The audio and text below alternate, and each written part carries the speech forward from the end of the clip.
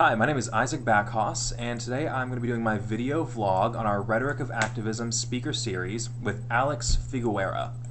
So, Alex Figueroa is an abstract expressionist artist, and he was actually one of the artists that did the murals in downtown Greensboro during the Black Lives Matter protests. When we talked to him, one of the first things he said was that through his art in those protests, the one thing he wanted to do is he wanted to hope to inspire.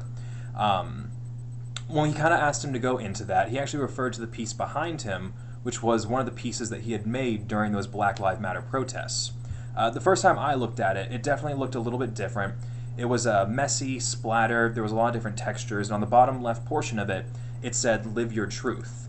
When we asked him to kind of dig a little bit deeper, he said that he needed to start off at the beginning. So his art was bred from early on.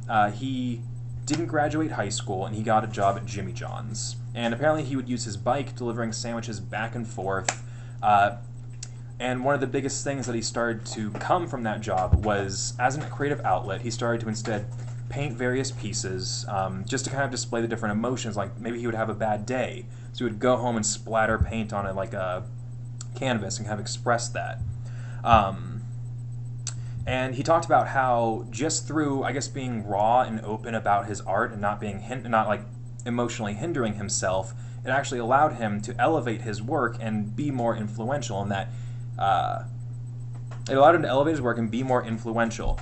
The protest work he did actually landed him a career with personal commissions with certain people, and he's currently doing a logo for a, I think it was like a law firm or something. But a lot of the things he talked to us about as well was a lot of his art was focused on just passion and pure emotion. He didn't really have a lot of thought behind it. He would just kind of like throw it on the canvas. And he really had a big focus on inspiring children and other people to follow their passions rather than just following, I guess, what was told of them. I mean, this is coming from someone who flunked high school, worked at Jimmy John's, and then made a career out of doing something that he loved. So honestly, I kind of related to this a little bit too. When I was in high school and everything, I had a lot of issues deciding on what career path or what I wanted to do, when I was grown up.